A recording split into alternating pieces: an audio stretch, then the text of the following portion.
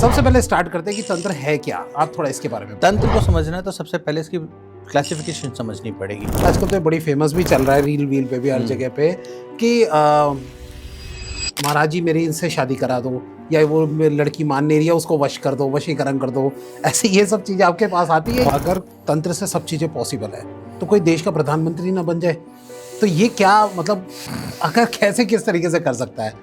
हर कोई अंबानी बन जाए, हर कोई प्रधानमंत्री बन जाए, तो तंत्र फिर कहाँ तक है?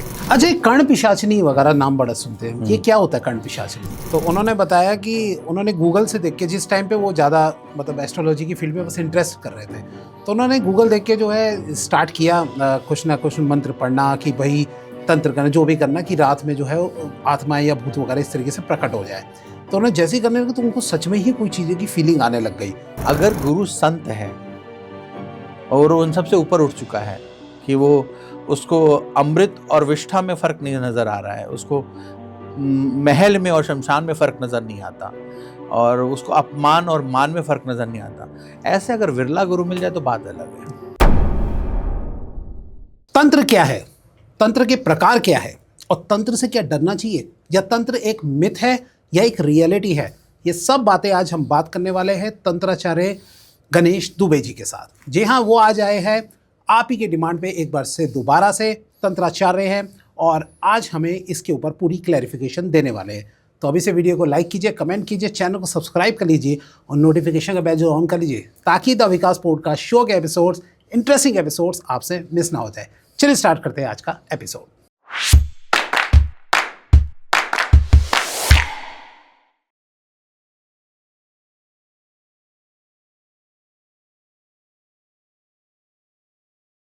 और आप सबकी डिमांड पे एक बार फिर हमारे साथ है आचार्य डॉक्टर तंत्राचार्य, ना जाने कितनी उपाधियों से उपलब्ध डॉक्टर गणेश दुबे जी। नमस्कार सर। नमस्कार। कैसे हैं आप? मैं बहुत अच्छा हूँ, और ये उपाधियां से भ्रम है और इन पे ना ही पढ़े तो ज़्यादा अच्छा रहेगा जी।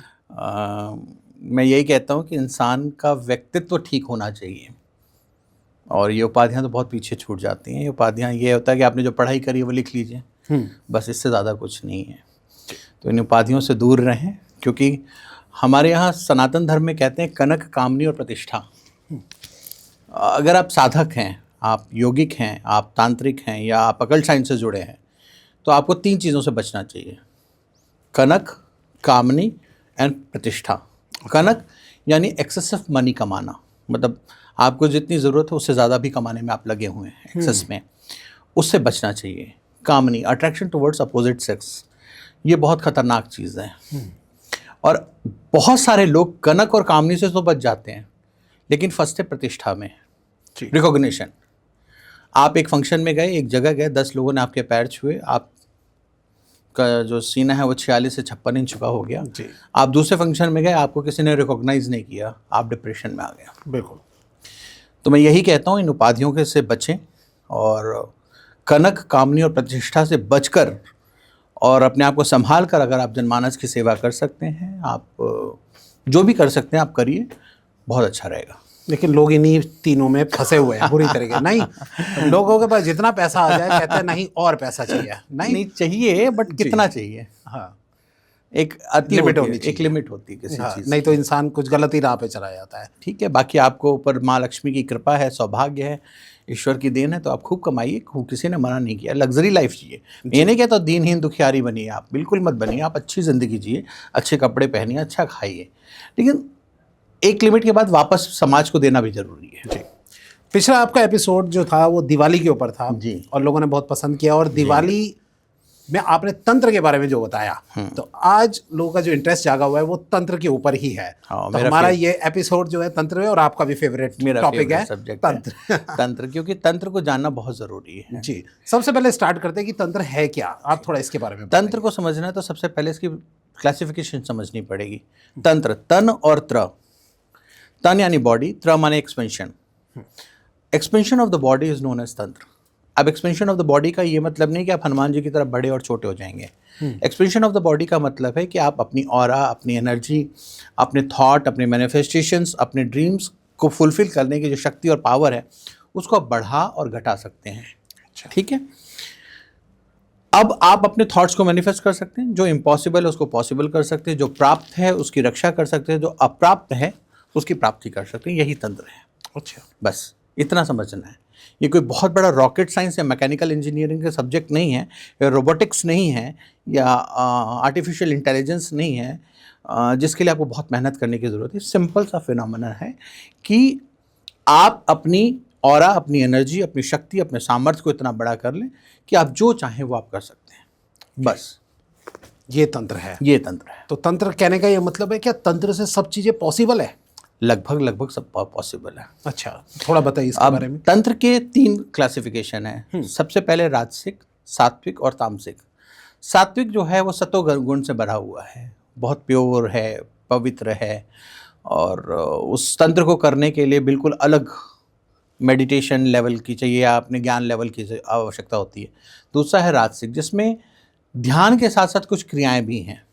और तमस जो है वो बिल्कुल अलग दुनिया है, वो तामसिक क्रियाओं की है, जिसमें आप लोगों ने जो एक्चुअल जो आप लोग तंत्र समझते हैं, जो शमशानों में हाँ। या तमस के साथ की जाती क्रियाएं हैं, वो वीर भाव की क्रियाएं हैं, वो तमस की हैं।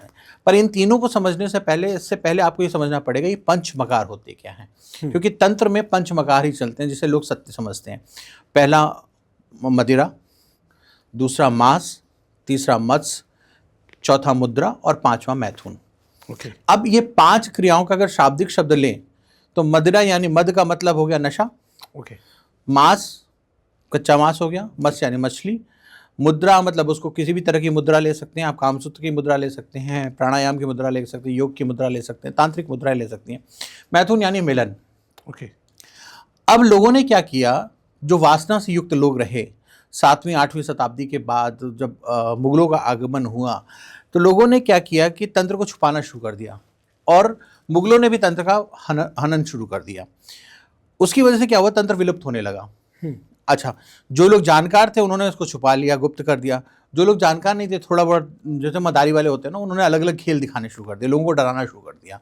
तो लोगों ने तंत्र को अपने हिसाब से तोड़ मड़ोड़ के उसकी कहते हैं मतलब गति मुक्ति कर दी।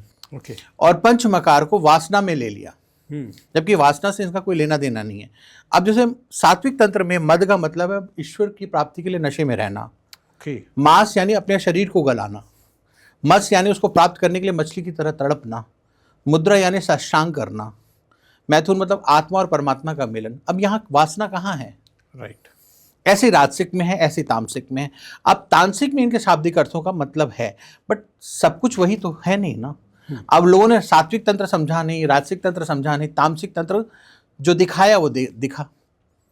अब जैसे योग हमारे यहाँ योग है, जब तक वो योगा नहीं हुआ लोगों को समझ में नहीं आया। बिल्कुल। अब तंत्र भी तंत्रा हो गया है। हाँ। अगर आप गूगल पे जाएं और तंत्रा वर्ड डालें तो आपको सिर्फ ऊट पटांग वीडियोस मिलेंगे। बिल्कुल। ठीक है, जिनका हमारे वास्तविक जो हमारा सनातन धर्म का जो तंत्र है, जो हमारे ऋषि मुनियों का तंत्र है, जो हमारे शिव शिवा का तंत्र है, जो हमारी शक्ति का तंत्र है, वो उससे कोई लेना देना नहीं है। तो तंत्र को कुतंत्र बना दिया लोगों ने, जो सुतंत्र की बजाय कुतंत्र बना दिया। तो वो समझना पड़ेगा। अब तंत्र में भी और आगे जाएं तो कई परंपराएं बनी, कई कुल बने, कई परिवार बने, कई लिनेजेस बनी, पर लोग उसको समझने ही नहीं चाहते हैं। अब तंत्र में लोग समझते हैं कि शॉर्टकट होता है। अब शॉर्टकट नहीं होता। एक अघोरी जो है जिसने अपना पूरा जीवन दिया है, पहले तो 12 साल तो उसके एडमिशन के होते हैं। ओके। 12 साल वो तपस्या करता है, साधना में रहता है, गुरु के पास रहता है, तब उसको एडमिशन मिलता है 12 साल बाद। 12 साल के बाद। उसके बाद उसके गुरु की कृपा उसको क्या क्या सिखाती है। इसी तरह तंत्र और तांत्रिक में भी फर्क होता है।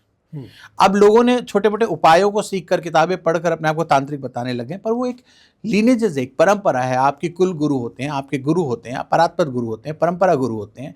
आप एक लीनेजेस से जुड़ते हो, अलग अलग परंपराएं हैं। ठीक है, अब उनको जाने बिना लोग अपने आप को तंत्र या तंत्र के बारे में बात करते हैं। आप एक परंपरा से जुड़िए, उसके बाद आप बात करिए, जी, है ना। तो वो चीज़ है। अब जैसे अगर हम और बात करें, क्लासिफिकेशन में और बात करें, तो वैष्णवाचार्य है, जो भगवान विष्णु से जुड़े हुए तंत्र हैं। अच्छा। उसे वैष्णवाचार्य कहते हैं। थोड़ा इसको बताइए क्या जैसे भगवान विष्णु के राम स्वरूप मंत्र हैं, भगवान कृष्ण के स्वरूप मंत्र हैं, उन मंत्रों और तंत्रों का प्रयोग करके जो क्रियाएं की जाती हैं उसे वैष्णवाचार्य कहते हैं। फिर शैवाचार्य, भगवान शिव की उपासना के द्वारा जो की जाती है। फिर शक्ताचार्य है, शक्ति यानी शक्ति की उपासना की जाती है। फिर अवधूताचार्य है, अवधूत यानी दत्तात्रेय प्रभु की परंपरा। फिर सौम्याचार्य है, भगवान सूर्य की परंपरा। फिर गणपत आचार्य है, गणेश जी की उपासना। इसके अलावा लोकाचार्य है, मतलब जो लोकल लेवल पे हर जगह के देश काल के हिसाब से जो तंत्र मंत्र यंत्र की जो वो हुई, लोकाचार्य है। उसके बाद मुस्लिम तंत्र है, फिर जैनिज्म में तंत्र है, बुद्धिज्म में तंत्र है। अलग अलग स्कूल ऑफ थॉट्स हैं। ओके। अब आप किसको फॉलो करते हैं, किसको नहीं फॉलो करते हैं, वो आपके ऊपर डिपेंड करता है। अब लोगों ने कुछ समझा नहीं। इसके अलावा साबर मंत्र हैं, ठीक है, नाथ परंपरा के मंत्र हैं। उसके अलावा श्री विद्या कुल अलग है। अब इसको जानते लोग हैं नहीं। अब उन्होंने कुछ भी किताबों से पढ़ा और अपने आप को तंत्र का प्रयोग करने लगे, और तंत्र का जब बैकफायर करती है तो कहते हैं तंत्र बुरा है जी, ठीक है। तो ये चीज़ है। ओके। अब तंत्र को और गहराई में जाने तो सबसे पहले राजसिक, सात्विक, तामसिक हो गया, फिर पंचमकार में बढ़ गया, उसके बाद अलग अलग वेदाचार्य में बढ़ गया। उसके बाद इस तंत्र को 2 शक्तियों में बांट दिया, श्रीकुल और कालीकुल। अब श्रीकुल और कालीकुल को समझने से पहले 10 महाविद्या समझनी पड़ती हैं। अब 10 महाविद्या में 5 विद्याएं श्रीकुल की हैं, 5 कालीकुल की। कुछ परंपराएं कहती कि 6 श्रीकुल में है, 4 कालीकुल में है। जो उग्र साधनाएं हैं, जैसे बगलामुखी है, धूमावती है, छिन्नमस्तिका है, और ये जो साधनाएं हैं ये कालीकुल में, तारा है, ये कालीकुल में आ जाती हैं। अच्छा। मातंगी, कमला, षोडशी, त्रिपुर भैरवी, ये आपकी श्रीकुल में आ जाती हैं। तो अलग अलग परंपराओं में अलग अलग क्लासिफिकेशन है। इसी तरह करके हमारे यहाँ तंत्र की 228 विधियां हैं, परंपराएं हैं। 228? हाँ, 64 की 3 परंपराएं हैं। विष्णु तंत्र है, अश्व तंत्र है, राधा तंत्र है। अलग अलग तंत्र हैं, अलग अलग परंपराएं हैं, अलग अलग स्कूल ऑफ थॉट्स हैं, जिन पे तंत्र के बारे में बताया गया है कि अगर हम और आप बात करने लगे तो न जाने कितने पॉडकास्ट या कितने दिनों का सेशन लग जाएगा। बस मैं ये कहता हूँ बेसिक अंडरस्टैंडिंग बहुत ज़रूरी है कि आपको करना क्या है। अब आपको ये समझना पड़ेगा कि आप उपाय कर रहे हैं या तंत्र कर रहे हैं। अच्छा। हाँ, आप एक सूर्य को जल देना उपाय भी हो सकता है, सूर्य को जल देना एक तांत्रिक विधि भी हो सकती है। अब दोनों में डिफरेंस होता है। डिफरेंस? अब जैसे मान लीजिए आपके शरीर में दर्द हो रहा है, आप डिस्प्रिन की गोली खा लेते हैं बिना डॉक्टर से प्रिस्क्राइब किए हुए, तो भी आपको आराम हो सकता है। और डॉक्टर की प्रिस्क्रिप्शन पे भी दवाई खाने पर आपको आराम नहीं हो सकता, वो कुछ अलग कॉम्बिनेशन बना के देगा तो आपको आराम होगा। तो इसी तरह सूर्य को की साधना करने के लिए एक सहज भाव में सूर्य को प्रेम से जल देना एक उपाय हो सकता है, लेकिन उसमें कई सारी चीज़ों का कॉम्बिनेशन करके, मिश्रण करके, सूर्य नमस्कार करके, उसके साथ कुछ भाव भंगिमा बना के, कुछ विशेष मंत्रों का प्रयोग करके सूर्य को जल देना एक तांत्रिक क्रिया हो जाती है। ठीक है, कोई अलग सी दुनिया नहीं है, बट ये कि उसको एक क्लासिफिकेशन की जाती है, उसका एक थोड़ा सा तरीका एक तरीका चेंज किया जाता है। अच्छा, ठीक है, तो वो जो विशेष तरीका है वो तंत्र है, जिसे हमें अपने जीवन में उतारना चाहिए। तो तंत्र से लोग इतना घबराते क्यों? तंत्र सुनते ही अब ये नाम बड़ा खुल के आ रहा है सोशल मीडिया पे, यूट्यूब पे। एक समय हम तंत्र का नाम सुनते ही बहुत घबराए, तंत्र बहुत डर लगता था। अब ये इतना खुल के कैसे आ रहा है? मैं बिल्कुल आपकी बात से सहमत हूँ। एक समय था, आज ज़्यादा नहीं, आज से 10 साल पहले तक अगर आप तंत्र पे गूगल पे तंत्र डालें तो आपको ब्लॉक कर देता था वो। हाँ, मेरी कई बार आईडीज और कई बार मुझे प्रॉब्लम हुई, लेकिन अब तंत्र पे खुलकर बात होती है कि अवेयरनेस आ गई। पिछले 5-6 सालों 10 सालों में जो हम लोगों की मेहनत रही है, जो मेरे गुरुओं की मेहनत रही है, या बाकी मेरे जो तंत्र की दुनिया से जुड़े हुए बड़े लोग हैं, उन सब की जो मेहनत है वो सब मिलजुल कर आज लोग तंत्र को एक सम्मान की दृष्टि से देखने लग गए हैं। बात होती है, एटलीस्ट चर्चा का विषय तो बन गया है। लोग डिस्कशन कर रहे हैं, लोग उसको जानना चाहते हैं, लोग उसको समझना चाहते हैं, लोग प्रयोग करना चाहते हैं, लोग सीखना चाहते हैं। मैं देखता हूँ बहुत छोटे छोटे यंग बच्चे तंत्र पे बात कर रहे हैं। बड़े बुजुर्ग तो हैं ही हैं, और नए बच्चे अपने आप को तंत्र और तांत्रिक कहते हैं। मुझे बड़ा फक्र होता है, मुझे बड़ा अच्छा लगता है। ठीक है, जितना नॉलेज है, जितना सामर्थ्य है, जितना एक्सपीरियंस है, वो आगे और सीख जाएंगे और अच्छा करेंगे। लेकिन परंतु आज की डेट में कम से कम तंत्र के विषय में बात तो कर रहे हैं। मैं सिंपल सी बात कहता हूँ, बात तो कर रहे हैं, जानना तो चाहते हैं, उसके बारे में चर्चा तो कर रहे हैं, उसके बारे में बता तो रहे हैं, कुछ पढ़ तो रहे हैं। तो ये तंत्र के लिए बहुत बड़ी बात है, क्योंकि अंग्रेज़ों ने और मुग़लों ने और कुछ बुद्धिजीवियों ने जो हमारे जो रीढ़ की हड्डी थी, हमारे जो नॉलेज की जो शक्तियाँ थी, उसको ही ख़त्म किया। अब तंत्र को इतना हवा बना दिया। उनको पता था कि अगर तंत्र घरों में तक रहा तो खुशियाँ रहेंगे, लोग शक्तिवान रहेंगे, सामर्थ्यवान रहेंगे, जी है ना। लेकिन उन्होंने क्या किया कि नहीं किया उसको। उन्होंने उसको दबाते चले गए, दबाते दबाते दबाते इतना दबा दिया कि वो खत्म होने को आ गया। ओके। लेकिन कहीं ना कहीं तो चिराग रहा, क्योंकि तंत्र इतनी जल्दी खत्म तो होता नहीं है, क्योंकि आदि है अनंत है, ये सारा तंत्र है, आदि है अनंत है, ये सारा तंत्र है। अब इस तंत्र को जानना पड़ेगा, समझना पड़ेगा, फिर अपने जीवन में उतारना पड़ेगा। ओके।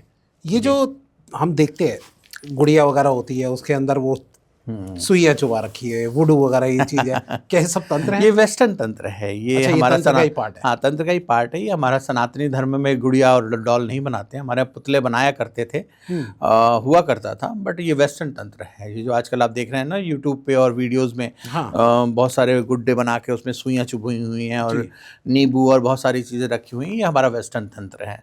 हमारे यहाँ जो तंत्र था वो, उसमें तो इतना करने की ज़रूरत ही नहीं पड़ती थी, इतना खुद ही तपे हुए व्यक्ति होते थे कि संकल्प मात्र से क्रिया होती थी। ओके। तो ये एक तरीके से गलत माना जाता नहीं इस वाले तंत्र को, कि किसी का नुकसान पहुंचा के अपना काम देखिए, ऐसा है कि आपके घर में अगर एक मच्छर आ जाए और आपको परेशान करता है तो आप उसे मारते हैं, ठीक है, या उसका इंतज़ाम करते हैं, उसको बाहर छोड़ कर आएंगे। लेकिन हज़ारों मच्छर आएंगे तो भी मारेंगे, एक आएगा तो भी मारेंगे। तो अगर आपको कोई नुकसान पहुंचा रहा है और आप अपने डिफेंस में कुछ कर रहे हैं तो गलत नहीं है, लेकिन आप किसी को जानबूझकर नुकसान पहुंचाने के पहला कदम आप उठा रहे हैं तो गलत है। ओके। तो ये आपको डिसाइड करना पड़ेगा कि आपके लिए सही क्या है। अच्छा। हाँ, मतलब आप अपनी सुरक्षा के लिए कोई काम कर रहे हैं तो बात सही है, लेकिन आप किसी को नुकसान पहुंचाने के उद्देश्य से कर रहे हैं, इंटेंशन के ऊपर काम करता है ये। तंत्र जो है पूरा इंटेंशन के ऊपर है, आपकी नीयत क्या है। अब इसमें जैसे आपने बहुत सारे शब्द सुनेंगे, वशीकरण, आकर्षण, हाँ जी, ऐसे बहुत सारी क्रियाएं हैं, षटकर्म कहते हैं, लेकिन हमारे गुरुदेव 15 क्रियाएं पढ़ाया करते थे। जैसे वशीकरण है, आकर्षण है, स्तंभन है, उच्चाटन है, विदेशण है, जामण है, शांति क्रिया है, आत्म शांति है, संतति है, आत्मशुद्धि है, भूत शुद्धि है, ऐसी बहुत सारी क्रियाएं होती हैं जिसको हम करते हैं। अब पर प्रचलन में 6 ही क्रियाएं मानी जाती हैं: मारण, मोहन, स्तंभन, उच्चाटन और वशीकरण और आकर्षण। ये 6 क्रियाएं ज़्यादा पॉपुलर हैं, 6 क्रियाओं को लोग ज़्यादा जानते हैं, लेकिन बाकी इसके अलावा और भी क्रियाएं हैं। जब आप पढ़ेंगे और जानेंगे तंत्र को तो आपको जानकारी मिलेगी। ऐसे बहुत सारे क्रियाएं हैं जो आप कर सकते हैं। ये जो वशीकरण सुनते हैं हम, कई बार मूवी में भी देखते हैं, तो वशीकरण सही में पॉसिबल होता है? आपने कभी रियल लाइफ में कभी ये चीज़? जी, बहुत सारे होते हैं वशीकरण। तो अगर आप देखें, वशीकरण का एग्जाम्पल भगवान श्री कृष्ण के समय से पे मिलता है, भगवान राम के समय में भी मिलता है। हिप्नोसिस करते थे, सम्मोहन करते थे। हाँ, अब वो पूरी सभा जो है फ्रीज हो गई है और वो गीता का ज्ञान दे रहे हैं। हाँ, ठीक है, कहते थे भगवान श्री कृष्ण को देख के लोग मोहित हो जाते थे, तो मोहन की क्रिया हो जाती थी। तो क्या होता है कि ये सारी क्रियाएं हैं, अब इसका दुरुपयोग होने लगा है तो बात अलग है। वशीकरण आजकल सिर्फ प्यार मोहब्बत की कहानियां या किसी को पाने या छुटाने की कहानी हो गई है। हाँ। लेकिन वशीकरण का ये मतलब नहीं था। वशीकरण तो आप बहुत से तरह से इस्तेमाल कर सकते हैं। आप अपने घर बचाने में कर सकते हैं, घर बसाने में कर सकते हैं, किसी को बिना नुकसान पहुंचाए कर सकते हैं। ऐसे आकर्षण की क्रिया है, ऐसे स्तंभन की क्रिया है, ऐसे उच्चाटन की क्रिया है, ऐसे मारण की क्रिया है, अब मोहन की क्रिया। अब लोग कहते हैं मारण, अब मारण तो बुरी आदतों का भी हो सकता है ना। राइट। कोई शराबी है, उसकी शराब की आदत का मारण कर दो तो क्या बुराई है भाई? बिल्कुल, उसमें कहाँ नुकसान है? बहुत अच्छी चीज़ है ना। अब किसी को जान से मारना गलत है, किसी को नुकसान पहुंचाना गलत है। तो ये करने वाले और करवाने वाले का विवेक है कि वो क्या कर रहे हैं। अब ऐसे तो बिना तंत्र के चाकू उठा के किसी को मार दो तो इस बेचारे चाकू की क्या गलती है जी, या चाकू बनाने वाले की क्या गलती है? ये तो आपका इंटेंशन है कि आपने क्या किया। तो उसी तरह तंत्र है कि आपका इंटेंशन क्या है, आप उसको कैसे प्रयोग करते हैं, वो उसी तरह। अब जैसे आपका ये सोशल मीडिया है, पॉडकास्ट है, ये इन्फॉर्मेशन के लिए भी यूज़ हो रहा है और मिस इन्फॉर्मेशन के लिए भी हो रहा है। आप अवेयरनेस भी कर रहे हो, आप लोगों को मिसगाइड भी कर रहे हो, दोनों तरह से यूज़ हो रहा है। आप कुछ लोग समाज को एकत्रित करने के लिए, सनातन धर्म को रिवाइवल के लिए काम कर रहे हैं, कुछ लोग इसके अगेंस्ट काम कर रहे हैं जी। तो जैसा टूल है, जैसी जिसकी मति है वो करेंगे। और देव और दानव तो पहले से हैं और आज भी हैं। इसमें टूल्स की गलती नहीं है ना, इसमें हथियार की गलती नहीं है। वही तलवार राक्षस उठाते थे ऋषि मुनियों को मारने के लिए, वही तलवार देव उठाते थे ऋषि मुनियों की रक्षा करने के लिए। तो तंत्र एक टूल है, अब आप उसका प्रयोग कैसे करते हैं वो आपके ऊपर है जी।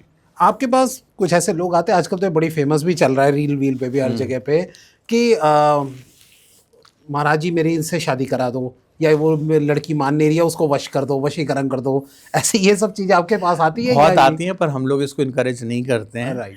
क्योंकि मैं ये मानता हूँ कि अगर आपको किसी के साथ जीवन व्यतीत करना है तो वहाँ प्रेम होना चाहिए, वहाँ सरलता होनी चाहिए, वहाँ क्लैरिटी होनी चाहिए। आप किसी से ज़बरदस्ती प्यार नहीं पा सकते, आप किसी को वश में करके प्यार नहीं पा सकते हैं। वो फिर तो उससे तो गुड्डा गुड़िया का खेल हो गया। तो मैं तो इस चीज़ को इनकरेज नहीं करता और ना ही मैं इसके समर्थन में हूँ। पर ये मैं ये कहता हूँ कि हाँ, प्रेम है तो ठीक है। राइट। प्रेम दोनों तरफ से होना चाहिए, प्रेम एक तरफ से नहीं होना चाहिए। आप किसी का घर नुकसान करके, किसी के परिवार को नुकसान करके या उसको चोट पहुंचाकर उसको वश में कर रहे हैं, तो ये तो आपकी अतृप्त वासना है जिसका कोई ठोर नहीं है। जिस दिन वो मिल जाएगी तो किसी और चीज़ की वासना हो जाएगी, फिर वो मिल जाएगी, फिर अगले वासना हो जाएगी। तो ये तो एक विस्कस साइकिल है जिसमें आप फंसते चले जाइए, दलदल है। इसमें तो मैं इसके फेवर में कभी नहीं रहा। हाँ, आपको वशीकरण का प्रयोग करना है तो आप अपने बच्चे को वश करिए, अच्छी चीज़ें सिखाइए उसको। किसने मना किया? आपको आकर्षण करना है तो आप आकर्षण करिए ना, धन संपदा वैभव, इसको अपनी तरफ आकर्षित करिए ना। किसने मना किया आपको? राइट। ठीक है, आपको स्तंभन करना है तो आप बुरी आदतों को स्तंभित करिए ना। किसने मना किया हुआ है? आपको विद्वेषण करना है तो आप उन लोगों से दूर रहिए, उनके बीच में खटास डालिए जो आपको नुकसान पहुंचा रहे हैं, उनसे दूर रहिए। मोहन करना है तो आप ऐसा मोहन करें जिससे भला हो किसी का। किसी को पढ़ाई सिखा सकते हैं, किसी को कुछ और सिखा सकते हैं। मारण करना है तो बुरी आदतों का मारण करें ना। क्यों आप किसी के जीवन के पीछे पड़े हैं? जी। तो लाभ हानि, तो मैं पहले भी कहता हूँ कि लाभ हानि, मान अपमान और जीवन मृत्यु ऊपर वाले के हाथ में। आप कुछ नहीं कर सकते भाई। अगर कर सकता होता तो मैं अंबानी ना होता, या मैं बिल गेट्स नहीं होता, या मैं अल्ट्रा रिच नहीं होता। मुझे भी तो दाल रोटी कमानी पड़ती है ना। या मेरे साथ के जितने तंत्र या तांत्रिक लोग हैं वो भी मेहनत करते ही हैं, ऐसा नहीं है। उनके लिए आसमान से चीज़ें नहीं गिरती हैं, और अगर आसमान से गिर भी रही हो तो उसके लिए भी उन्होंने मेहनत की है। बिल्कुल, है ना। तो आप मेहनत करिए, आप समर्थ बनिए, देखिए आपको सब कुछ मिलेगा।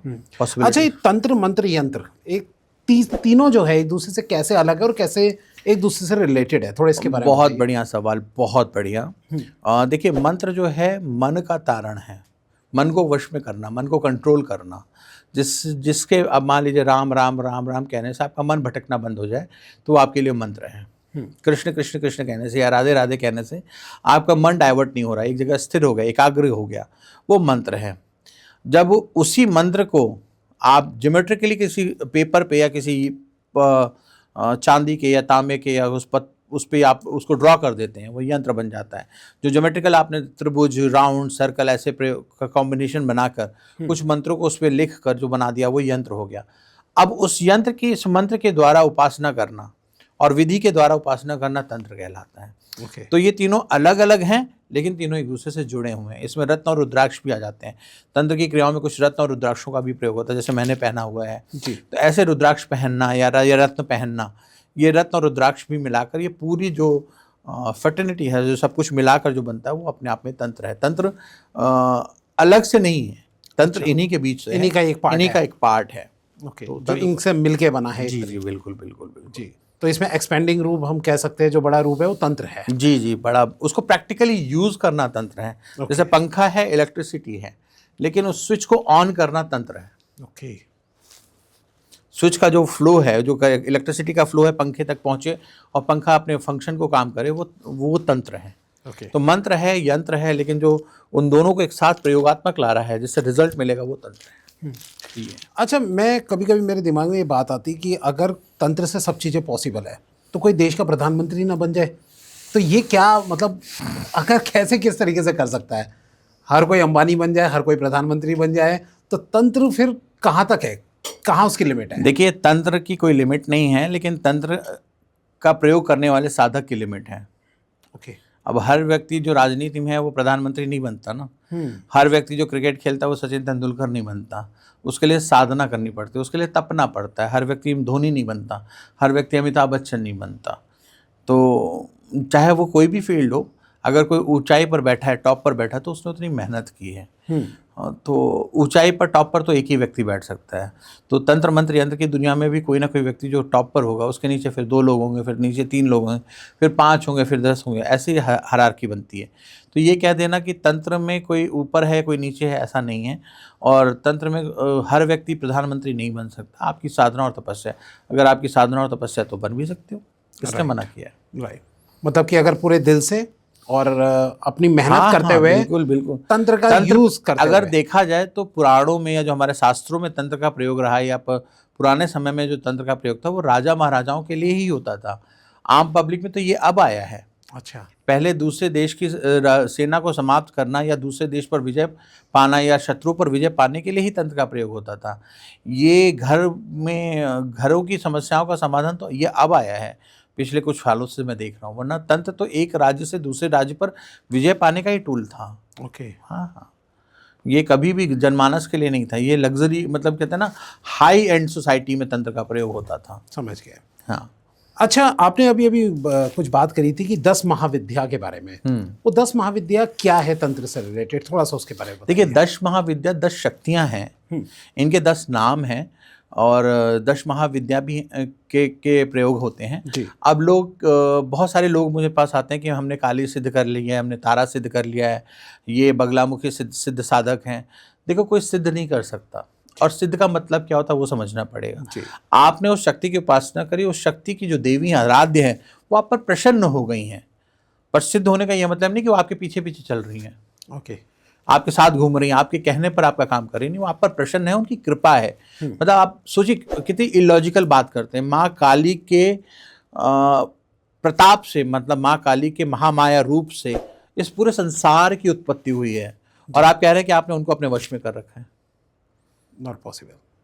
मतलब उनके पैरों की गंदगी, नाखून की गंदगी से हम और आप उपजे हैं, और हम उन्हें सिद्ध कर, हम माँ की कृपा प्राप्त है, माँ का आशीर्वाद, हम उनके लाडले हो सकते हैं, लेकिन वो हमारे कंट्रोल में नहीं हो सकती हैं। बिल्कुल।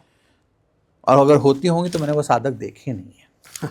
मतलब मैं बहुत छोटा सा व्यक्ति हूँ, तो मैंने वो साधक देखे नहीं है अभी तक।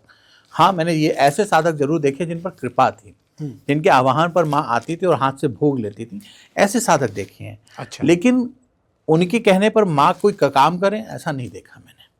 जी, ठीक है। और सिर्फ 10 महाविद्याएं नहीं होती, इसके अलावा 33 और उपविद्याएं भी हैं, और भी महाविद्याएं हैं, लेकिन प्रचलन में 10 हैं। ओके। ये बहुत लंबी लिस्ट है, अलग से किसी दिन बैठेंगे हम इस सब्जेक्ट पर बात करेंगे 33 विद्याओं पर। लेकिन अभी जो है आज की डेट में 10 महाविद्या पॉपुलर हैं। और जिसमें भी 2-4 नाम आपको बहुत आसानी से सुनने को मिल जाता होगा, जैसे श्री विद्या है, त्रिपुर सुंदरी हैं, माँ तारा हैं, माँ काली हैं, माँ बगलामुखी आजकल बहुत सुनने को मिलता है। हाँ, तो ये कुछ विद्याएं हैं। अब जैसे मातंगी, कमला, धूमावती, भुवनेश्वरी, ये नाम आपको ज़्यादा पॉपुलर सुनने को नहीं मिलते हैं, आएंगे, बट अभी जो है ये कुछ नाम हैं जो पॉपुलर हो गए हैं। और 10 महाविद्याओं के स्थान हैं जहाँ पर लोग जाते हैं, साधना करते हैं, सामर्थ्य प्राप्त करते हैं। और ये 10 महाविद्याओं के जो स्थान हैं, ये हमारे 52 शक्तिपीठों के अलावा और भी मंदिर हैं। तो देखिए, अगर हमारे यहाँ अगर देखा जाए तो 4 धाम, 7 पुरियाँ, 52 शक्तिपीठ, जहाँ शक्तिपीठ होगा वहाँ भैरव जी का मंदिर जरूर होगा, वहाँ शिवलिंग भी होगा। अच्छा, ठीक है, वहाँ कोई ना कोई पॉपुलर प्रसिद्ध शिवलिंग भी होगा, और उनसे देवी से जुड़ा हुआ भैरव भी होंगे। तो भैरव जी का मंदिर होगा। उसके अलावा हमारे 10 महाविद्या के मंदिर हैं। फिर लोग हर ग्राम के कोई स्थान देवता या ग्राम देवता हैं, हमारे कुल देवता कुल देवी हैं। तो हमारे यहाँ बहुत क्लासिफिकेशन है, बहुत डिटेल्ड डिवीज़न है इसका, शक्तियों का। और जैसे कुछ शक्तियाँ जो हैं अभी लोकाचार से उत्पन्न हुई हैं, मतलब लोगों ने प्रयोग कर करके, जैसे आपने सुना होगा साबर मंत्र के जो प्रयोग होते हैं, साबर मंत्र के जो प्रयोग होते हैं वो लोकोक्ति की भाषा में है। ईश्वरो वाचा, पूर्व मंत्र ईश्वरो वाचा, मतलब बिल्कुल सरल सी भाषा लगती है, कोई संस्कृत नहीं है, पर वो ज़्यादा सिद्ध हैं क्योंकि उसको प्रयोग करने वाला जो व्यक्ति था उसने उसको बार बार पुनरावृत्ति कर करके उसको सिद्ध कर लिया। अच्छा, उसको शक्तिवान बना दिया। अब उससे क्या, उसमें शक्ति आ गई। जैसे एक वर्ड है हेलो जी, कोई भी बोलेगा हेलो तो आप भी रिस्पॉन्ड करोगे हेलो। हाँ, क्योंकि वो बार बार रिपीट ही हुआ, और हेलो का मतलब होता है जेस्चर, आपको रिकॉग्नाइज किया जा रहा है जी। आप फोन पे कहते हैं हेलो, तो वो वर्ड क्या बार बार रिपीटिशंस में आ गया। उसी तरह मंत्रों का भी रिपीटिशन बार बार होता रहा, वो शक्तिवान होते, जैसे गायत्री मंत्र है, महामृत्युंजय है, कुछ ऐसे मंत्र हैं सब बच्चों को याद होते हैं। बिल्कुल। तो ये बार बार रिपीटिशन से उनमें एक शक्ति, एक पावर आ गई, मंत्र का देवता प्रसन्न होता चला गया और वो जनमानस के लिए सुलभ होता चला गया। तो जो जितना पॉपुलर होगा उतना सुलभ होगा। तो उसी तरह हमारे मंत्रों की क्लासिफिकेशन है, उसी तरह हमारे तंत्र की क्लासिफिकेशन।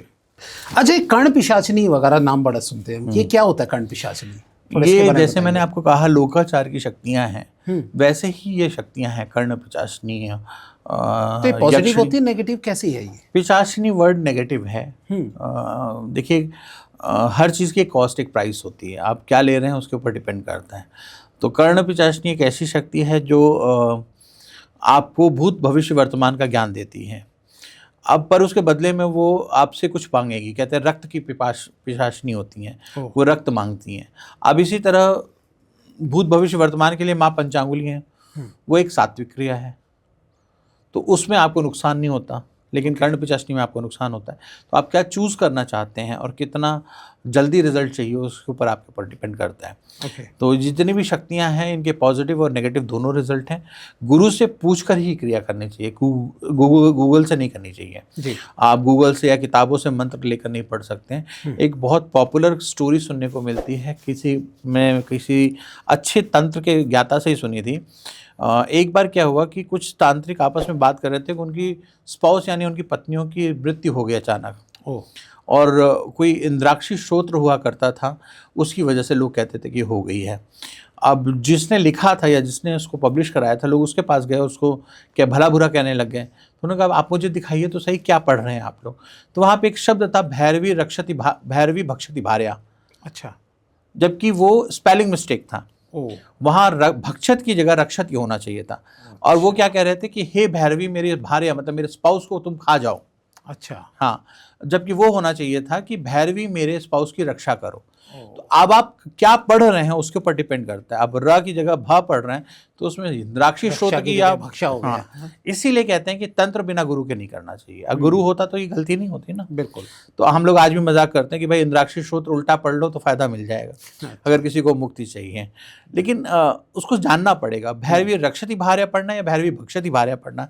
तो अब स्पेलिंग मिस्टेक है, अब पब्लिशर की गलती है, उसकी जान तो लोगे नहीं, लेकिन आपको तो नुकसान हो गया। लेकिन वही इंद्राक्षी स्तोत्र आपने किसी गुरु से पूछा होता जो उसका जानकार है, तो आपको सही उसी टाइम ही रेक्टिफाई, उसी समय रेक्टिफाई कर देते। इस बात से मेरे को एक बात ध्यान आई, हमारे यहाँ पे एक एस्ट्रोलॉजर आए थे, तो उन्होंने बताया कि उन्होंने गूगल से देख के, जिस टाइम पे वो ज़्यादा मतलब एस्ट्रोलॉजी की फील्ड में बस इंटरेस्ट कर रहे थे, तो उन्होंने गूगल देख के जो है स्टार्ट किया कुछ ना कुछ मंत्र पढ़ना कि भाई तंत्र करना, जो भी करना कि रात में जो है आत्माएं या भूत वगैरह इस तरीके से प्रकट हो जाए। तो उन्हें जैसे ही करने लगे तो उनको सच में ही कोई चीज़ें की फीलिंग आने लग गई। वहाँ पे एक एटमॉस्फेयर ही अलग बन गया कमरे के अंदर। लेकिन जब वो बना तो उसके बाद उनको पता नहीं था कि अब उसको भगाना कैसे है। तो ये चीज़ होती है कि अगर जब तक साथ में गुरु नहीं हो, अगर वो उनको पता होता कि फिर उन्होंने राइटर को ढूंढा, कहीं से कोई बुक वगैरह निकाल के देखा और वहाँ से फ़ोन लगा के और अपना मुँह छुपा के लेट गए, फिर जाके सुबह देखा तो सब नॉर्मल हो गया। तो मतलब एक तरीके वो बहुत परेशान हो गए। तभी आपकी बात से ध्यान आया कि गुरु के बिना जो है ज्ञान अधूरा है, गलत चीज में चला जाता है। जैसे मेरे कजन ने ना लैपटॉप रिपेयरिंग का काम सीखा। अच्छा, उसने लैपटॉप खोलना तो सीख लिया, वापस बांधना नहीं सीखा था। वो सारे लैपटॉप घर के खोल देता था। तो उसी तरह तंत्र में है कि आपने कुछ कहीं से पढ़ लिया और आपने उसको खोल दिया, लेकिन आपको बांधना, इसीलिए गुरु की आवश्यकता है। और गुरु कोई स्पेसिफिक के पास व्यक्ति के पास जाने की जरूरत नहीं है। गुरु, आप कहते हैं ना पानी पीजिए छान के, गुरु बनाइए जान के। पानी फिल्टर होना चाहिए, आजकल हम फिल्टर आरओ वाटर पीते हैं, उसी तरह गुरु को पहले फिल्टर कर लो। गुरु जान लो कि आपके लायक है कि नहीं है। अब आप वो गुरु पढ़ाता है XYZ, आप पढ़ने जा रहे हो ABC, तो उसमें मिसमैच ही होगा।